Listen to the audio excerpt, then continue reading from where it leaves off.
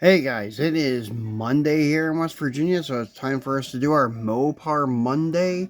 And today we've got a mixed bag of Mopars for you from three different companies and three different types of cars. One's actually a van, and one's an E-body, and one's a B-body. So we have something for everybody today. Well, maybe. If you're not a Mopar fan, then I guess we don't have much for you. But anyways, most people know my channel on Mondays is usually always a Mopar Monday, unless something unusual comes up. Sometimes it could be a Mustang Monday for Ford lovers, but rarely. But today, we're sticking with our regular routine of Mopar Monday. So, we'll take a look at the oldest one first. And this is one that I picked up maybe a month or so ago. And he's been in my collection over there in the brick rod wall behind the dealership. And it's a very cool piece. This is my favorite A100 van by anyone. Hot Wheels, M2, whatever. This is my favorite one. Used to have it, and the one I had actually was an error. It was on a, I think, 66 or 67 Oldsmobile 442 card. The red Oldsmobile from this Hot Wheels Garage Series back in 2011, a lot of the vans got stuck on that card. So it became like a common error to find. I mean, it's not easy to find, but there's quite a few of them out there. So they must have made like a afternoon run of these Dodge vans on the Oldsmobile card. But this one's on the regular card, so I didn't feel so bad about it when I cracked it open. But it is a pretty pristine card. But still yet, I like having them out where I can look at them and display them and such. And this card for the Garage Series really wasn't much to write home about. It just had the logo for the manufacturer that this car was grouped with. You had your Mopar, then there was Chevrolet, and there was Ford, and then GM, which covered the Oldsmobile and Pontiacs and stuff, and then there was Ferrari and Volkswagen, I think, covered all bases. So anyways, I'm holding on to the card because the way I opened it, it almost looks like it was never opened, even with nothing in it. And then on the back side, they used to give you kind of a rundown of what was going to be in the series. They did that with the drag strip Demons back in the same era, like 2010, 2011.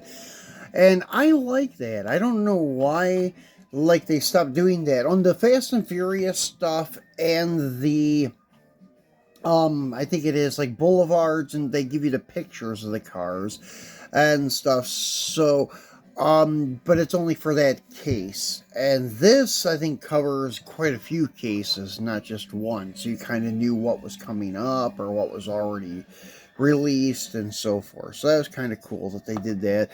And you got your little boxes next to it, so you can kind of like check it off if you were an opener and just holding on to one card. But that doesn't cover the whole series. So anyways, the whole series, I don't know how many were in the whole 2011 Garage Series, because they broke up each class. Like in the Mopars, you had 15. But you had some that were like exclusive for the one box set of Toys R Us, and the one from Walmart. I think most of the ones that were not carded, you could find carded. The loose ones you could find carded in the regular cells. Maybe even with the Toys R Us one too. But anyways, going back to the van. Unfortunately, this is when they were still lacking on their premium details. They did not do any taillight tampos. They did do headlight tampos, which is cool. Marker lights on the front. And you have your pinstriping. That kind of gives it that 60s custom feel. And you can see it's got a red gut. Pretty cool. Goes well with the blue flames and the red pinstripe. It's kind of a good contrast, I think. The red interior with the blue paint, and this is like a satin finish blue. So it's pretty cool. And then you have what resembles like the chrome reversed Stillies, with a low profile red line tire, which is really cool. And this is a heavy little guy here. And they have a lot of cool variants of this van. But I have to say, this is probably my favorite. There are some really cool ones though, but this one I really, really like. So moving along to one that we just picked up. This was actually in our mail call unboxing last week. And I told you I would unbox it for you guys. And this is one that I got in that box that I was going to keep for myself. And this is a very nice piece. The 1971 Plymouth GTX. And this is from 2016 Racing Champions when it was owned, or well, it is still owned by Round 2. I just don't see any more Racing Champions stuff at Walmart. I don't think they're carrying them anymore. For that matter, I don't see much Johnny Lightning stuff coming out. But they do still randomly throw a case out there, so I know they're still carrying it. But Racing Champions I haven't seen for over a year, so I think they did away with Racing Champions. But anyway, so this casting was new for 2016. And it just tells you it's a classic diecast collectible, detailed engine and interior, authentic factory colors, and includes a display box. And this is, like I had told you guys before, one of the very few that are true to scale on the 71. Actually, the only true to scale 71 Plymouth B-body out there. Now they have your lineup in this 6. You had a 55 Chevy Bel Air, 65 Ford Galaxy, a 66 Chevy Nova, 71 Plymouth GTX, 1980 Ford Bronco, 1964 Chevy Impala. Now, some of the castings from Racing Champions were poorly done, and some were way oversized for 1/64. I know most of the time we're facing problems with it being too small. Racing Champions is one of those companies that made it either true to scale or way too big for the most part. This is one though that is pretty much true to scale. So I just cut around like I usually do on the back side, and then you can just pull out the little rectangle box here. And oh, excuse me. If you guys were planning on leaving it in the box, that's cool, but you can open it without damaging the box. But it does display nice because the bottom of the box is open. You can actually fill the car through the bottom, but you could see the detail of the chassis. And then the end caps are not open. It just says Racing Champions Mint, the 71 Plymouth GTX. On the back side, you have your licensing and also UPC code. And where to find Racing Champions online. And it shows you right there the Round 2 logo that they are part of Round 2 with Auto World and Johnny Lightning. So, anyways, it has these little PVC caps, one on the front and back, holding the car like in that mid-air appearance. So, probably what I'm going to do is just keep the box and do away with the blister pad. These cars, unfortunately, Racing Champions has never been highly collectible. Even like the rare stuff that they used to make, like those gold-plated and chrome-plated cars, some were limited to less than 1,000, are not worth jack nowadays. The only thing that has become worth something, because Round 2 owned it, I think, is the Chase Gold Strikes, because that's something that was kind of totally new for Racing Champions. The gold and chrome stuff they used to have was more limited editions. They were not Chase vehicles. They were all regular run, just limited edition, kind of like a M2 car, something like that.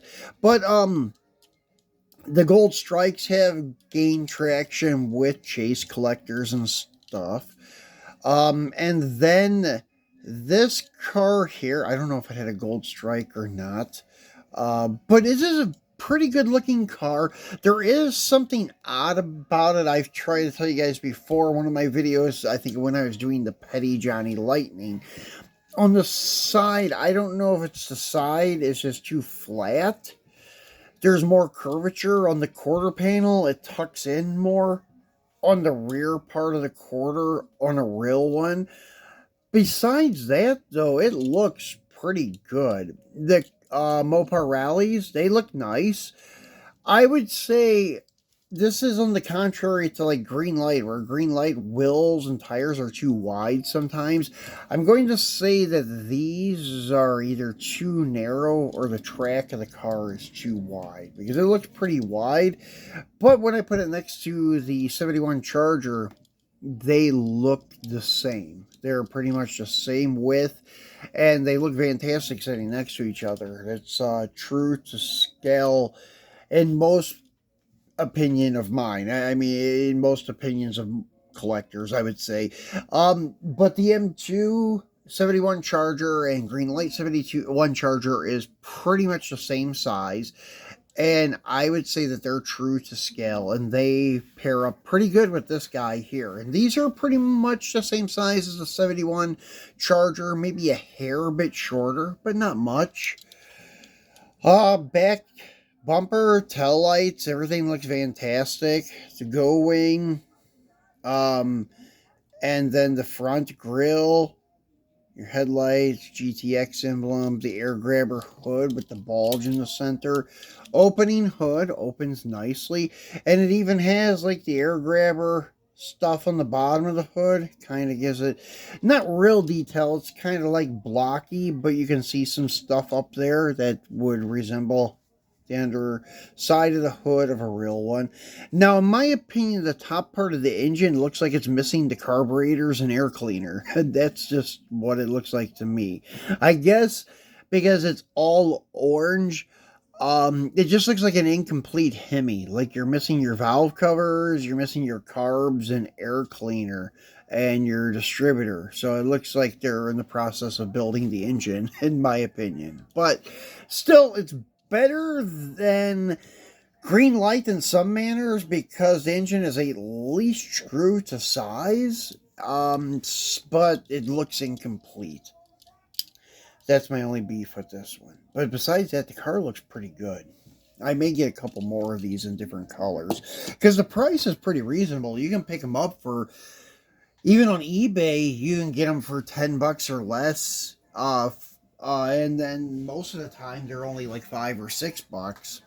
So if you find somebody that's got 3 or 4 different ones for $5 or $6 a combined shipping, hey, I may jump on that myself if I find something like that. Now, the last one we have here is a newer release, Johnny Lightning, from this year, I believe. And this is a 1970 Dodge Challenger RT. This is from the United States Postal Service Classic Pony Cars. This is from the Pop Culture series of Johnny Lightning. Kind of like the pop culture stuff of Hot Wheels and Green Light and such. Green Light actually makes this exact same car. Package is presented a little differently, and the car is a little bit different. The car that Green Light released, I think, has Mopar rallies on it, and the car in this picture here, it looks like it has, I think, magnums on it. It's hard to tell, really, but it may be rallies. But anyways, it looks pretty good. Now, this is one of Johnny Lightning's cars that I could say is pretty close to true 1/64th. And I taped this closed again because I've had this one for a while, and I had it sitting in my collection and almost forgot all about it until yesterday when I was cleaning stuff. I found the box. I was like, oh, I'm going to throw that in my Mopar Monday video. But going to the back side, it shows you your collect all 6. You have a 1987 Aston Martin V8. And that is the James Bond, the 1977 Dodge van, which I think is something to do with like Schwinn. Then your 1980 Toyota Land Cruiser from the Godzilla movie. The 1979 Chevy Monte Carlo, which is from that trivia game, but it's the car from Training Day. And then this Challenger RT, which is from the USPS, and a 1960 Studebaker with the camper, and I don't remember, I think that may be a Monopoly car, I think. And then these guys are the ones coming up. Look for these guys here. Your Midnight Express, your AMC Pacer, Wayne's World car, which is cool. And then you have Willie's Jeep, which may also be Godzilla, or some tribute to World War II. And then Snake Oiler's car. I'm not sure what that is. And then your 67 Mercury Cougar RX-7 GT, which is a good looking casting. So let's get this guy out and take a look at him. And they give you that collector card that is the stamp, but in collector card size. And, well, let's go ahead and do this too. I always read these Forever Facts. I do like the Johnny Lightning and Auto World cards because they always give you these cool little facts. So gaining popularity in the 60s and 70s, pony cars were small-bodied vehicles with plenty of muscle under the hood with sporty styling. And then the next fun fact. The United States Postal Service captures the energy and mystique of the pony car with 5 new commemorative stamps. Yeah, that's really not as good as Auto World's facts. But anyways, here it is. And the only thing I could say about the Johnny Lightning Challenger, somewhat it looks too thick. It just doesn't look proportionally correct with the thickness of the door compared to the roof. But it passes. It's a good. It will fit in a diorama of 1/64 without a problem. Because it's the same length as an Auto World or a Greenlight. Opening hood. Nicely detailed engine. Looks like a Hemi. It's got pretty big wide valve covers in there. But not much detail on the motor. Once again, it's no Auto World. Nice detail on the grill and such, though. Looks pretty good. I think they're missing some trim around the headlights, but I can be wrong about that. The Magnum 500s look really good with the white lettered tires. Challenger RT.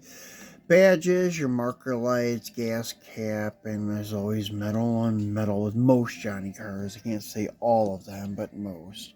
So, dropping back down here, this is your 3 amigos for this Mopar Monday. So, guys, we'll be back. I don't know if we'll be back before Friday, but we'll be back on Friday definitely with a Free It Friday.